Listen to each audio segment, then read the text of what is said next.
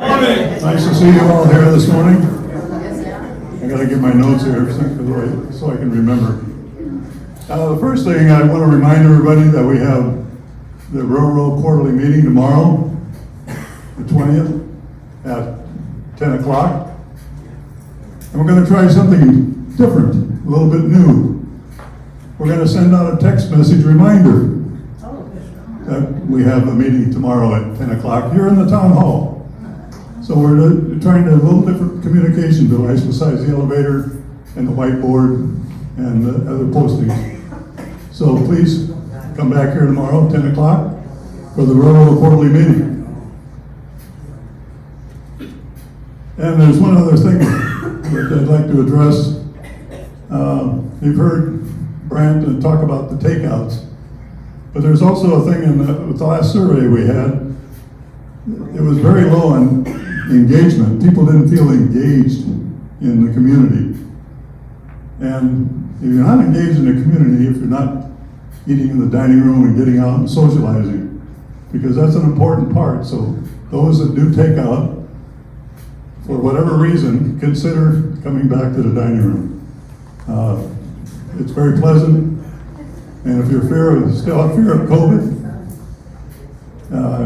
wear a mask, because if you're taking out, you're meeting and greeting people down at the takeout desk. So please, if you want to be more engaged in the community, because even the cocktail party we had empty tables, that people were in empty chairs. That is not typical. Because I can remember when we had so many people there, we had to sit outside at a table. You could still hear the music, but we had to sit outside. So please consider changing your pattern of eating and do less takeout. And with that, I'd like to introduce our HR Director, Dawn. Please come on up. Thank you. Okay. Good morning, everyone. My name's Dawn. I'm the HR Director, and you might recall that I am also helping out with housekeeping.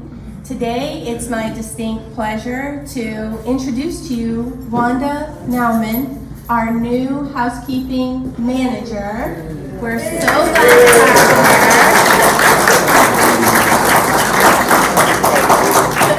her. Wanda has years of experience in housekeeping and housekeeping management in a variety of industries, including senior living. We're so excited to have this very energetic and experienced person on our team, and I hope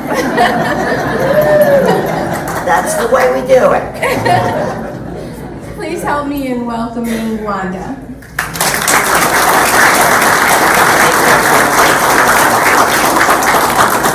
Thank you. As Dawn mentioned, I've been in the business.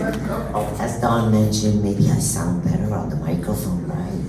As Dawn mentioned before, I've been in the business for 30 years, and it's a great pleasure to be here finally with you guys, servicing your areas, your apartments, and all your needs. So I am so blessed, and thank you, and that's because I have all of you. So you guys have a great day, and we'll see you soon. Thank you.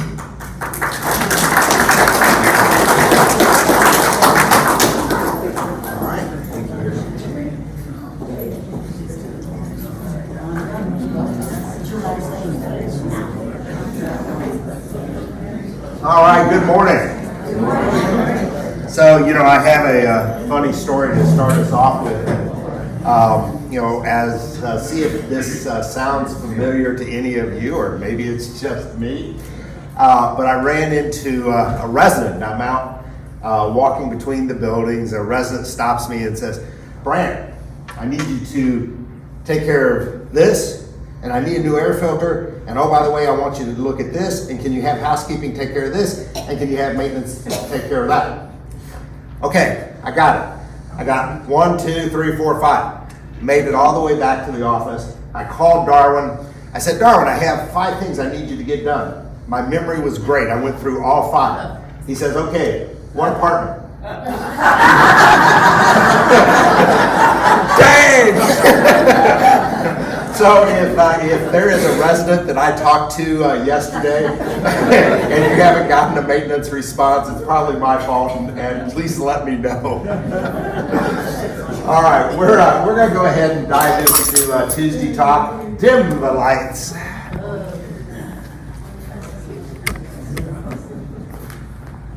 Okay, so COVID in Florida this past week, we've actually seen some improvement.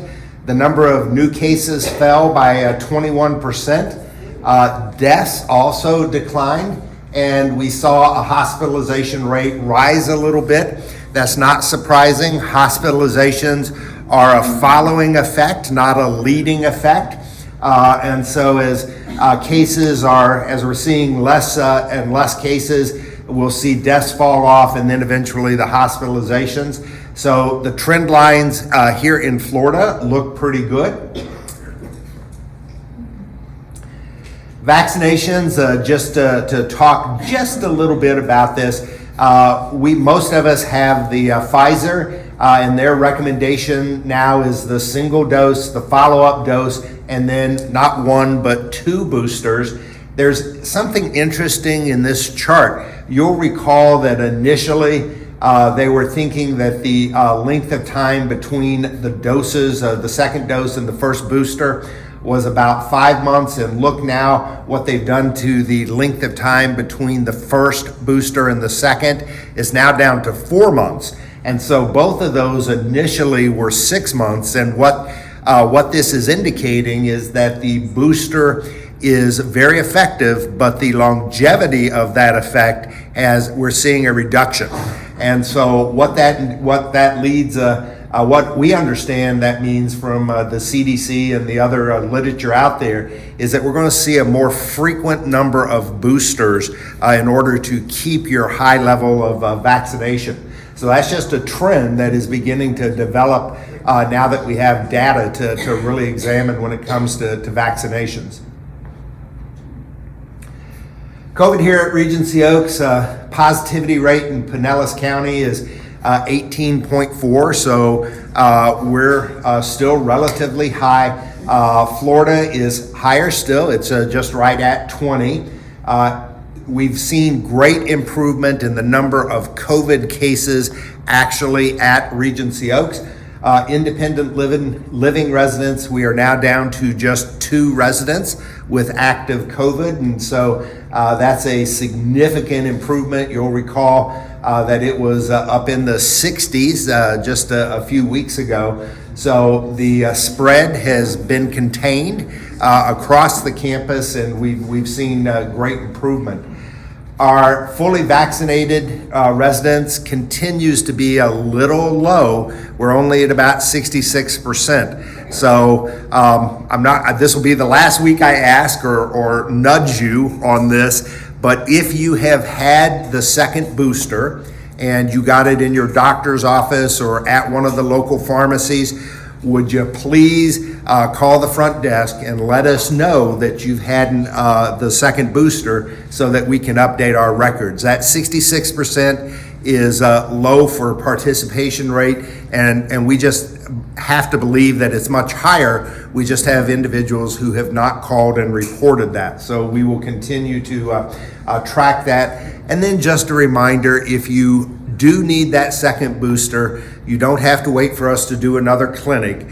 We are able to do one-offs. We try to group them and do 4 or 5 on a week because we'll order a single vial. But if you need that one-off shot, it is available here at Regency for all 3 of the brands, and we'll be happy to set that up with you. Blue Team update. Right now, where the scope of work has been defined. And so last Tuesday, the Blue Team, not the restoration team has finished up. We're now on with the construction team. And so the last Tuesday, the scope of work had to be defined and submitted to Crawford, is our insurance company. And that scope of work is not only what they're doing in each individual apartment, in terms of I have to replace this carpet and paint that wall and rehang a new ceiling and replace that cabinet. It's also the scope of work for all the common areas. We anticipate that Crawford will take about 2 weeks to process the scope of work. That's according to the Blue Team, that's pretty much the standard time length for an insurance company to take that, review it, and give the final authorization. Once we have that final authorization, our construction team, it's also going to be the Blue Team. We're just moving from their remediation team to their construction team. They're going to come in and start the construction. We anticipate that that's going to start sometime in August. And then here's how we're handling the approach. The construction is going to start first with those residents with the least amount of damage, so that we can go in and in a matter of 1 or 2 days, clear that apartment, whatever construction needs to be done, and then move to the next. Now, as it relates to you, one of the things that I wanted you to know is that we have taken all the guest suites offline. And so if you are trying to get a guest suite reserved for a family member or a visitor between now and December, the guest suites are not available. And how we're working this is we have these 38 some odd residents that we've got to get back into their apartments. When we go in for 3 or 4 days to hang drywall and paint and replace carpet and do whatever the scope of work is in that apartment, we're going to use those guest suites as a place to put the resident while we do the construction. And so that's the first priority was get people back to Regency Oaks, get them back into their apartment, try to minimize this experience for them and make it as pleasant as possible. And so the guest suites are going to be offline and unavailable for outside visitors between now and the end of the year. So here are just some numbers. We have, of the 38 apartments, 19 have been released. Almost all of them have some level of damage that still will have to go through construction. We have 7 residents who are off-site at sister communities. We have a few residents with families and a handful of vacancies. And our goal is to get all of our residents either in sister communities or with families back to Regency Oaks before the end of July. So that's sort of our operational goals for the month of July. Construction update. Did anyone see the crane today? Yes. It's a real mess out there if you're trying to drive between the 2 buildings, because there are very large trucks parked in the tarmac area, and the crane is here. They're putting the iron support beam that will carry the majority of the weight and allows us to start the trusses. So you're going to start to see those trusses go up this afternoon, and we're all very excited about that, because the key is getting the trusses on so that we can lay the roof, and then once the roof is laid, we have a dry building, we'll be able to start the actual interior construction. So this is a really important step, and we're excited about that. The arts and crafts room is scheduled to be done by the end of August. They still have 1 more week where they're going to have to shut it down and go in and paint. All the electrical work has been done, all the HVAC work has been done, the new power box has been run to the woodworking shop, and so the next time we shut it down will be to go in and paint the walls, and that will be the last incursion in arts and crafts. The fitness center is scheduled to start the 1st of September, so that got pushed back another month. They're trying to make sure all of this wraps up at about the same time, and so because there was a delay in the overall construction process, there's a little bit of delay in the fitness center. The beauty salon is we're looking, I couldn't get a firm date yesterday, but we're thinking it is mid-August, and the beauty salon should be released back to us as well.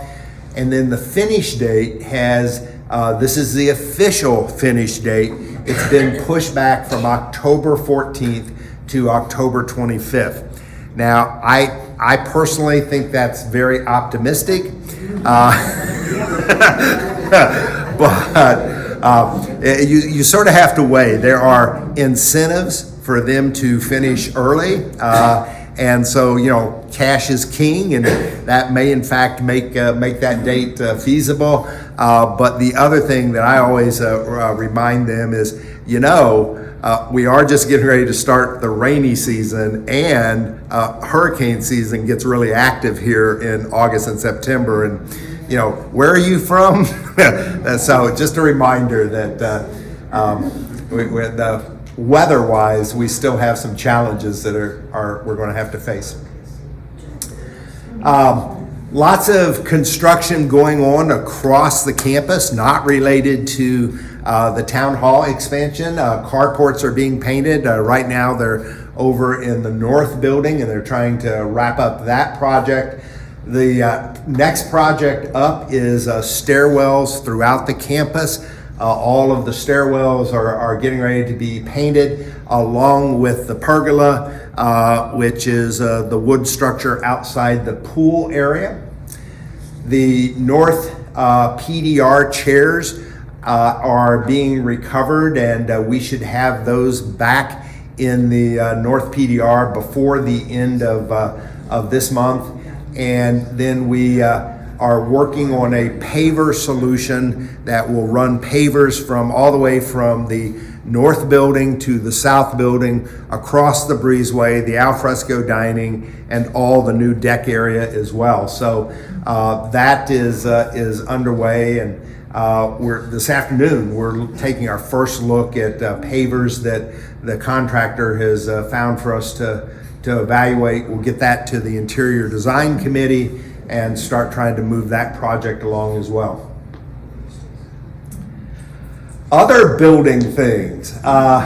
Gastropub had the grand opening last night. Anyone there? How'd it go? Fantastic. So and we really are excited. We had a friends and family event last Thursday where we sort of practiced. It was probably a good thing that we did. It took about 4 hours for dinner. Maybe a little longer than you would like to have a dining experience. But last night, the reservation system worked well. We got lots of positive feedback about the decor, and the food, from what I've heard, was very, very good as well. So I know it is booked out for the rest of the week, and there are 197 covers left over the next 4 days. So I hope you go and enjoy and repeat, because it's going to be a great experience. A follow-up on the elevator lights, Tyson Crump, who is our elevator company, has come out, and they have completely reworked the elevator lights, and so that we all have reassurance that in the event of a power failure, they are going to function. And we've tested them just to confirm that the work was done correctly, and so that's been resolved. One of the things that also happened with these power shortages that we've been having is there was a suggestion that the front desk really needs to have flashlights or lanterns, and so we have equipped the front desk with 3 lanterns. So that in the event of another power outage, those never happen at 1 o'clock on a Tuesday. They always happen at late at night or a weekend. So we've updated that. Hurricane supplies are going to be out for another week. So if you haven't had a chance to order your hurricane supplies, please check in at the front desk. We have samples out there. We're trying to wrap that up this week so that we can get them ordered and have them in your hands by August 1st. And then the key fobs, What a surprise. They were delayed another couple of weeks, and we're now looking at August 1st. We think that is a firm date, and there's no one left in his family who can die. So, we think they may actually be here for that. Odds and ends, most of these are reminders and follow-ups. And so wine and food pairing is this Wednesday. The South Building Butterfly Garden, that was an issue that was raised last week at Tuesday Talk.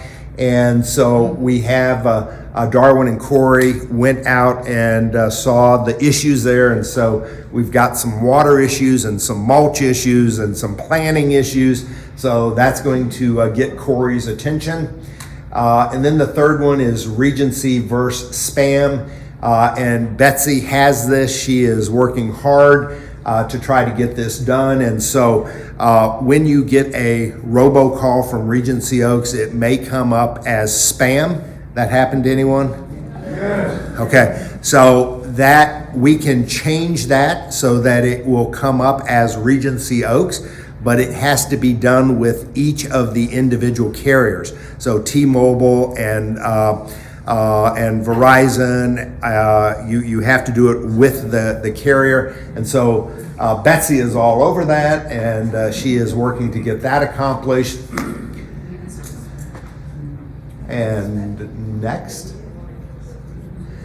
So Gastropub, I know there's a lot of excitement. Boy, the rumor mill at Regency Oaks is alive and well. So here's what you need to know about this. So the Gastropub is not going to be opening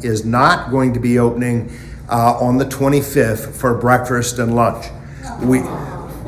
So I don't currently have the staff to get that accomplished. And so we tried to do the very next best thing that we could do. And we had sort of two options. The first option is to do nothing and continue to not offer you breakfast or lunch. Or the second option was to move you up into the North Dining Room for breakfast and lunch. And it's 6 days a week instead of 5, so it's going to be open on Saturday as well. We will have the full tavern breakfast and lunch menu available in the North Dining Room. There's a meeting this afternoon, in fact, right after this meeting, to talk about the times and the specifics. So we will get that information available to you. But it's a staffing issue. It's nothing more than a staffing issue. We haven't had the tavern up and running for multiple months, and we went and looked at it, and we don't have the staffing to get this done. It makes a whole lot more sense to take advantage of the staffing we currently have in place and address breakfast and lunch in the North Dining Room until we can resolve the staffing issue. And as all of you know, you've been with us on this entire ride, whether it's been housekeeping or CNAs or IHS associates, staffing is really hard to get. And I don't want to roll out a service that I can't consistently staff and provide that same level of quality that you've come to expect. So until I can get this staffed, we're going to move it up to the North Dining Room. Reservations required? No. Margaret says no. No, not for breakfast. Not for breakfast and lunch. Just like the pub. Okay. Yeah. And I think that's the last slide. And we'll turn up the lights and I'll take some questions.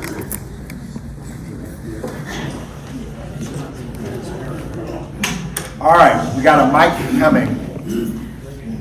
Sam, are you going to take the other mic here? Yeah, that'd be good. You take this side, I'll take the other.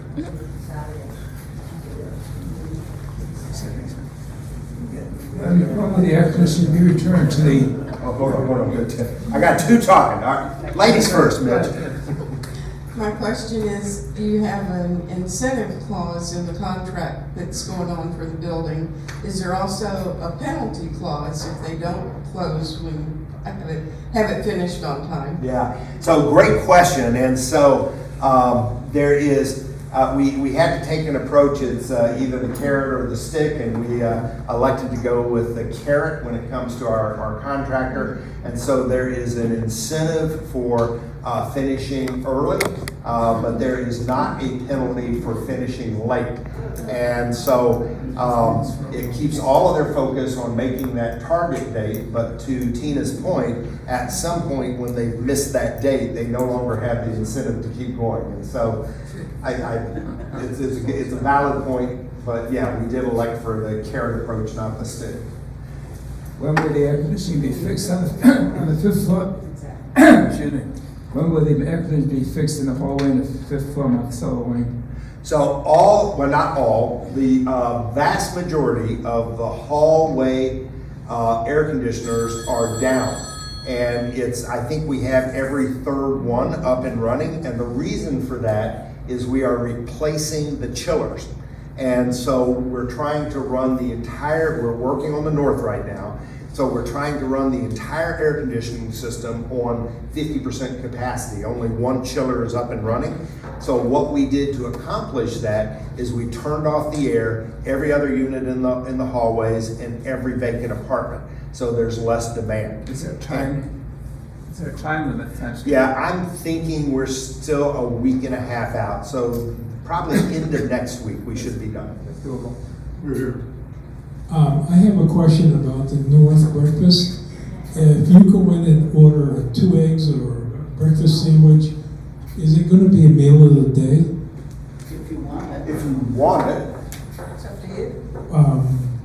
So really, if you go in to the north, to the south dining room for dinner, you're going to be 2 meals of the day. Why not? And so so if you're on the meal of the day program and you were going to have dinner in the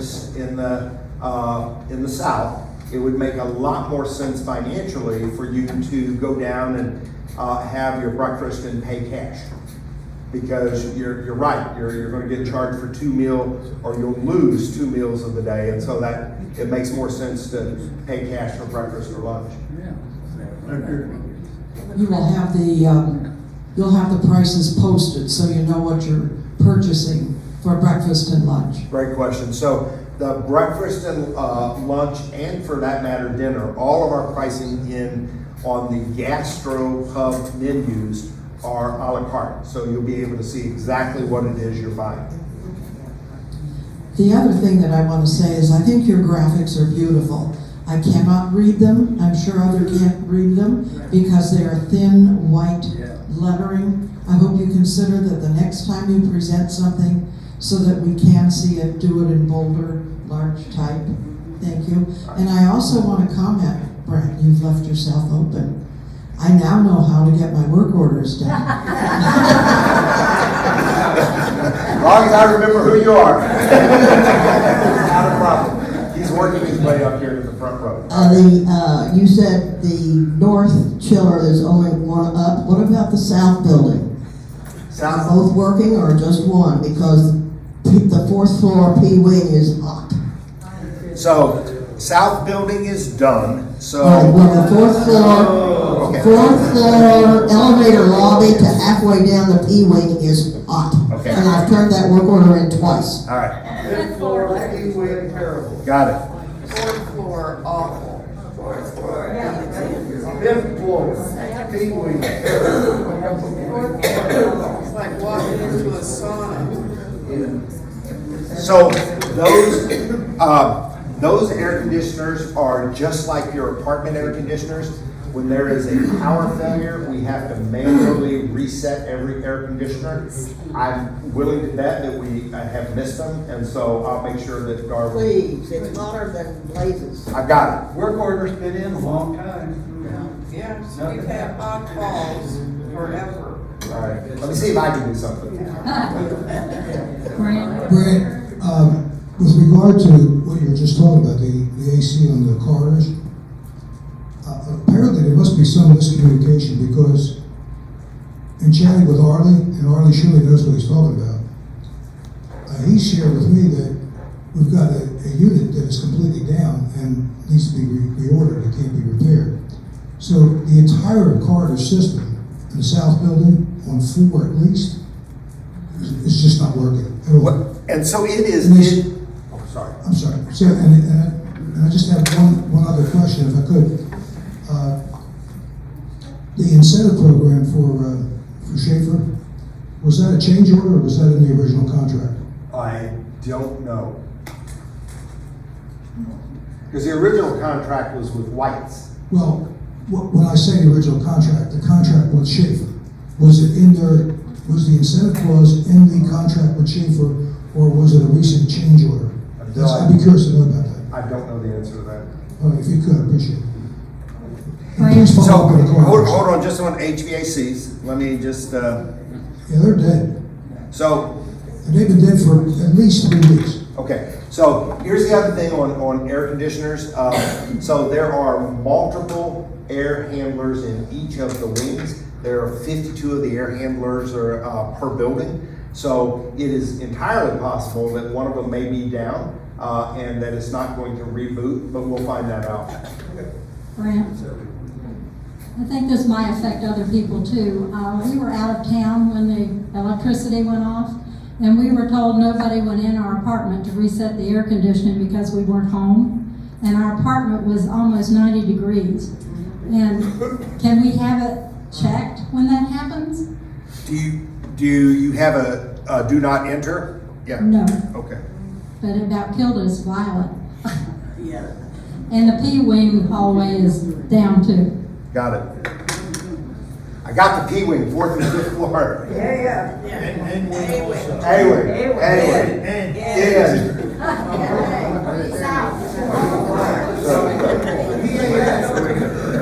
We're just gonna check the 4th and the 5th floor.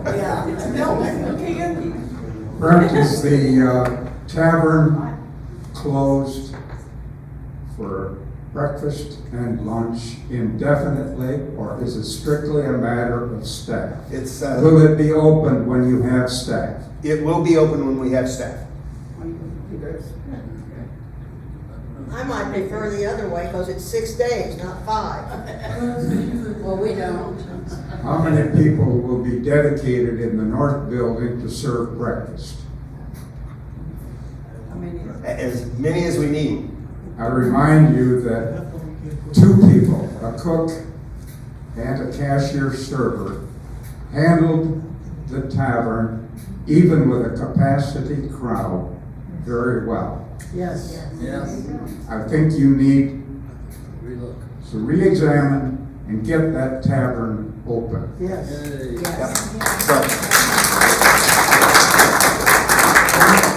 So as soon as we have staffing, the tavern is going to reopen. And I can't pull people out of thin air. It's a process.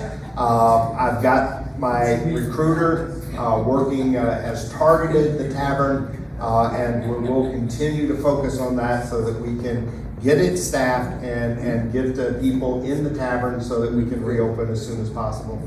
I understand, but again, your option, I still think it's a better option to at least offer you something as opposed to continue to not offer you any breakfast or lunch. And so that's the right call. It's the better decision.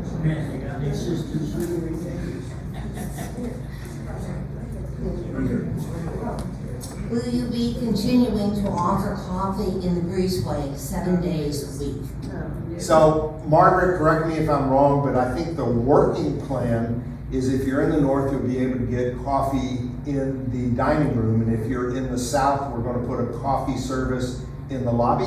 In the dining room? In the dining rooms. So we're going to have a morning coffee service available in both dining rooms.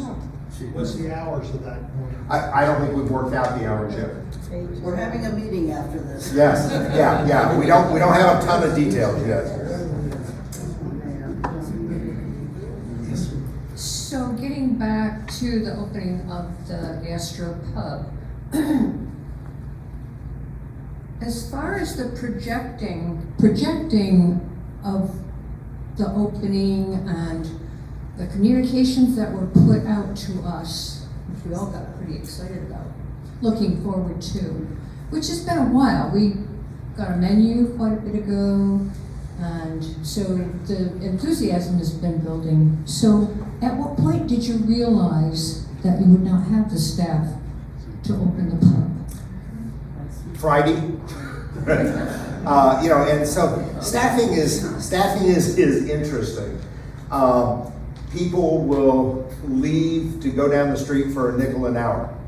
They don't give notice. Kids are getting ready to go back to school and decide that they want 3 weeks off finally before school starts. They don't give notice. And so the staffing situation is something that can change with alarming speed. And that's what happened. So I mean, can we say, well, gosh, Ricky, you should have been hiring more all along? Yeah, sure, you can say that. But is this a problem we can put at Ricky and Phil's feet? I don't think so. We have 92 associates. Last week, we were running 34 hours under a full budget capacity. It's more than double that this week. And so it happens. I'd like to tell you that it would have been predictable, but at least in my evaluation, it was not predictable. And if it had been a server in the south or a dietary aide in the health center, that wouldn't have impacted it. But when it was the people that we had designated for the tavern, that does impact it. And so I know you're disappointed, but this is a temporary solution, and bear with us as we get this thing staffed. I don't want to do it halfway and have you have bad experiences. That just doesn't make sense. And we're always going to make the right call, even though it means that Ricky and I and Chef are going to have to stand up here and let you beat on us for a few days. It's the right decision, and we made the right decision. So. Brent, I just got a text message. Yes. Reminding us of the meeting tomorrow. So it worked, Ginger. Yes.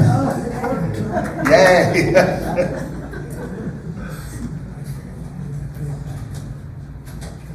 just have one more question. If you're encouraging people to eat, go back to the dining room to eat, what happens when there gets too many people in the dining room and we don't have the staff to serve them? Well, sure, that could happen, but that's right now. We don't anticipate that is going to be a problem, and so when you think about it, I already have staffing in that north dining room. All they have to absorb is somewhere between 8 and 16 people for breakfast. And that staff is already there. To run that same program in the gastropub, it means I have to have 4 additional hires. I've got to have a cook, I've got to have the back of the house, expediter, cashier, and I got to have a server and a dishwasher. And yes, I don't need them for breakfast, but I need them for breakfast and lunch, and the hours are staggered. But to do those 2 menus, I've got to have 4 new hires. I just don't have them right now. And so I can absorb it out of our north dining room. I can offer you something that you're not getting right now. It's an enhancement, and we will get the tavern open for breakfast and lunch as soon as possible. How about just opening it for breakfast for a while? I don't have the staffing. And so I appreciate it. I don't have the staffing. All right, next. This is about the arts and craft room. You said it's ready for painting, and I don't think it has adequate lighting at all. You've taken away 3 windows, and you've not added any more lights in there. There's all new lighting that will go in with the paint. Oh, you didn't mention it. Yep, sorry. There's all new lighting. Same is true for the woodworking shop. I have a question. We're going to be going away for a while now. Who should we notify to be sure that somebody will come in and check our air conditioning after a power failure while we're gone? Yeah. So if you are, as long as you do not have a order in with us, not to enter your apartment in your absence, we should go in and check. And so this was a situation where we missed Ms. Gardner, as opposed to not having that on our list. They typically should go door to door and reset all those air conditioners. And it just, sounds like we missed Mary Ellen's.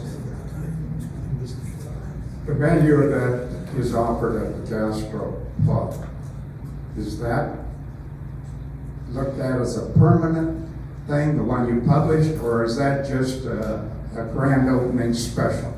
I'm sorry, what are you talking about? The menu. The menu? Oh, yeah. The offering of 3 steaks, 10 ounces, a pork chop, where yesterday at the dining room, I had a bowl of beans and rice.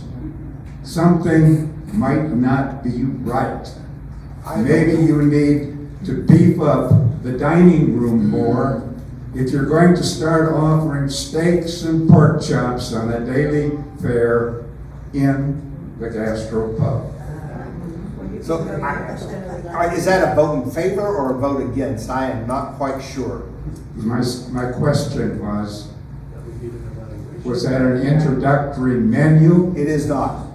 It is a permanent one. It is a menu that will change every 6 to 10 weeks because it has a shelf life. And so it's a permanent menu, but so instead of Chilean sea bass, it may go to a salmon. Can we look forward then to more beans and rice rather than steak? That's a nasty comment. I don't think I'm going to respond to that. Next question, please.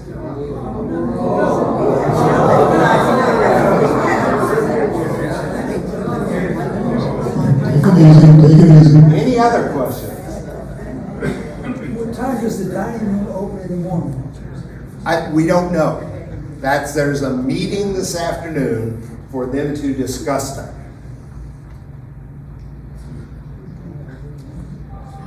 Anybody has the option of going to the pub. All you have to do is make a reservation if you want a steak instead of beans and rice, and we have much more on the menu yesterday included than beans and rice, and everybody knows that. So it's your choice, and I think that question and comment was totally out of line. There are 9 different options on the menus up in the dining rooms for you to choose from any given day. And so there is good variety, there is good selection, the quality is there. Individually, you may not like beans and rice, but there are plenty of options that are available to you. I think we should have beans and rice more often.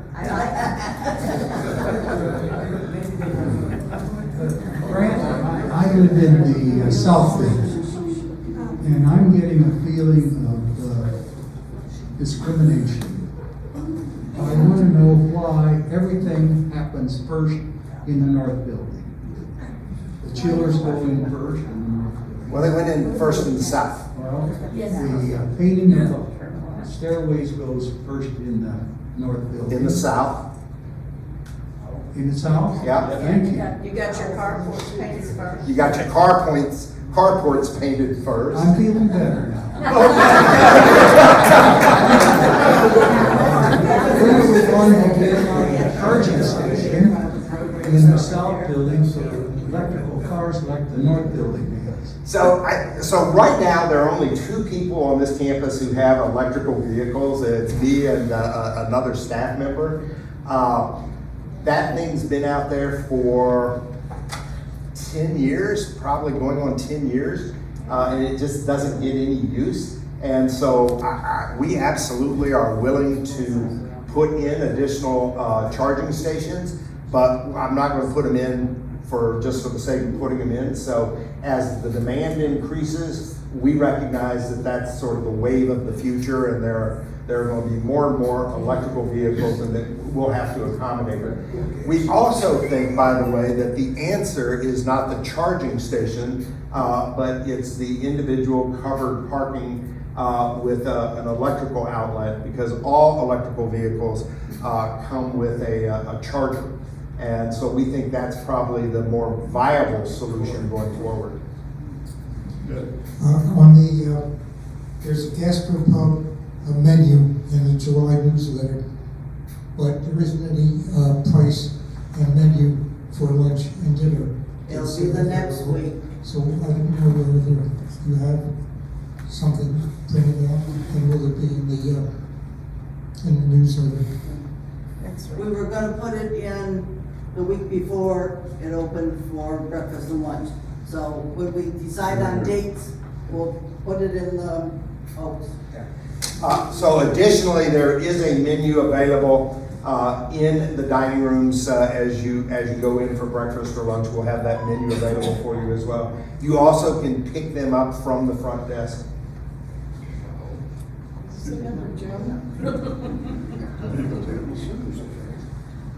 The charging stations that you're talking about, are people gonna be charged extra to charge their cars? No, you, in order to charge in a EV charger, you have to have an account. It's not with Regency, it's with the company that provides the charger. In this case, it's a company called ChargePoint. And so your individual account is how you access the charge on the charging stations. Excuse me, thinking about the future and electrical cars and charging stations, I noticed you've put up some solar panels on some of the roofs, but there are some very large areas that are very suitable for solar panels. Have you looked to the future about putting solar panels up? So solar panels are a huge topic here at Regency Oaks. We have been trying for years to get solar done on campus, and we've been given some solar projects here and there, but we have not been able to get solar panels beyond what we just did this past year. And so here's what I can say is every time they give us a solar project, it gets a little larger. This was about a $60,000 investment.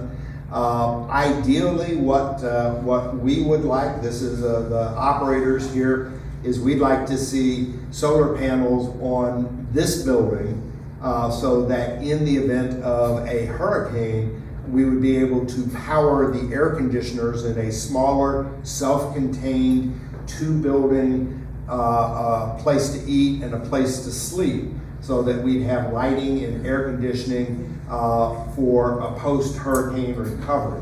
That's what we've identified as the priority for the campus. We've not been very successful in convincing the owners that this is a great financial opportunity for them. Well, we haven't given up. But Pinellas County is supposed to be subsidizing solar panels. Well, yes and no. The way we are structured, we're not able to take advantage of the tax credits and the subsidies. And if we were a nonprofit or if we were organized a little differently, we're a sub-corp. And so we're not able to take advantage of those tax credits and subsidies. Think of all the money it'll save you. There you go. In electric bills. There you go. All right, anything else? No other questions, I think we're adjourned.